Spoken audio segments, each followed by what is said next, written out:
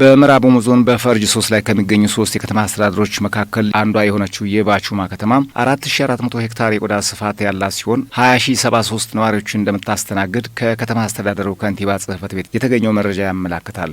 በከተማ አስተዳደሩ የተካሄደው ህዝባዊ ውይይት መድረክም በሀገር ሽማግሌዎች የምረቃ ስነ ስርዓት የተጀመረ ሲሆን ለውይይቱ መነሻ የተዘጋጀው ሰነድ በምዕራብ ኦሞ ዞን ፐብሊክ ሰርቪስና የሰው ሀብት ልማት መምሪያ ኃላፊ በአቶ አሸናፊ ኪዳኔ ቀርቦ ውይይት ተደርጎበታል። በመድረኩም የክልል የዞን እንዲሁም የባቹማ ከተማ አስተዳደር የአመራር አካላትና ከከተማዋ ነዋሪዎች የተውጣጡ የተለያዩ የህብረተሰብ ክፍሎች የተሳተፉ ሲሆን ነዋሪዎቹ በተለይ ባለፉት የለውጥ ዓመታት የተከናወኑ የልማት ተግባራት በነዋሪው ዘንድ መነቃቃትን የፈጠሩ ቢሆንም አሁንም ለከተማዋ ፈጣን እድገት ማነቆ ናቸው ያሏቸውን በዕለቱ የውይይት መድረክ በስፋት አንስተዋል።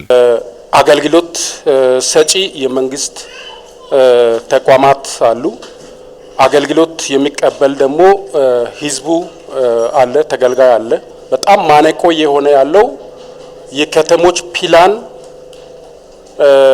መጥቶ በህዝብ ከጸደቀ በኋላ በየጊዜው የሚደረጉ የማሻሻያ ስራዎች አንደኛ እሱ ለብልሹ አሰራር በር የሚከፍት ሆኖ ነው ያገኘው። ወጣቶች እድል የተሰጣቸው ነው ያያየን ነው። በክቡር አቶ አቤል እድል ተሰጥቶታል። ወጣት ነው፣ የወጣትና አቅም ማሳየት አለበት፣ እያሳየም ነው። ግን ብቻው ምንም ነገር ሊያደርግ አይችልም። የአመራር ኤቲክስ ይወስናል። ሌሎች ደግሞ ያው አመራር ሆኖ ኢፌክቲቭ ለመሆን የግድ ቁጭት ሊኖርበት ይገባል። የሱ ቁጭት ብቻ ሳይሆን ከስር ያሉት አስተባባሪዎች፣ ሌሎች ካቢኔዎች፣ ባለሙያዎች ሙሉ ቁጭት ሊኖርባቸው ይገባል። ፓርቲ አንድን ነገር ሲያወጣ ቅብልነት መኖር አለበት። ህዝብ ተኮር መሆን አለበት። የህዝብ ጥያቄን በትክክል መመለስ አለበት። አንዳንድ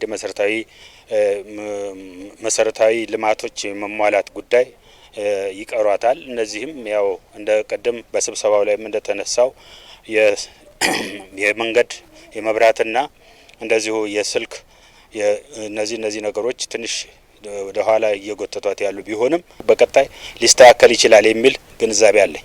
ነዋሪዎቹ አክለውም በፌዴራል መንግስት ደረጃ በፕሮጀክት ከተካተቱት አንዱ የዋቻ ማጂ የአስፋልት መንገድ ግንባታ መሆኑን በመጥቀስ የመንገዱ ግንባታ ለአካባቢው ሁለንተናዊ እድገት ትልቅ አስተዋጽኦ የሚኖረው በመሆኑ ትኩረት ሊሰጥበት ይገባልም ብለዋል።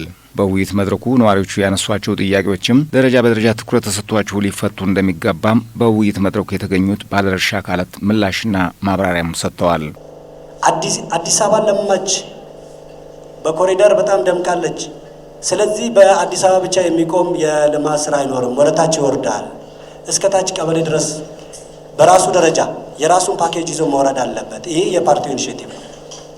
ህዝብ እንዲሰቃይ ብሎ እየፈቀደ የለም። ሰው ግን ባለው በራሱ ስልጣን የሄደ ህዝብን የሚያሰቃይ ባለሙያ በአንድ መደብ ላይ ሲቀጠር እሱ የራሱ አይደለም፣ የራሱ ስላይደለ የራሱ ፍላጎት አይደለም ማራመድ ያለበት፣ የራስን ጥቅም አይደለም ማስቀደም ያለበት፣ የህዝብን ጥቅም ነው ማስቀደም ያለበት። ህዝብ አይሰቃይም የምለውን እንዲሰመር እፈልጋለሁ። አመራሩ መውሰድ ያለበት ህዝቡም የጋራ ማድረግ ያለበት ህገወጥ በህገወጥ መንገድ የሚከብር ሰው ባለበት ሌላ ዜጋ ፊታዊ የሆነ አቅርቦት ፊታዊ የሆነ ገበያ ገዝቶ መጠቀም አይችልም።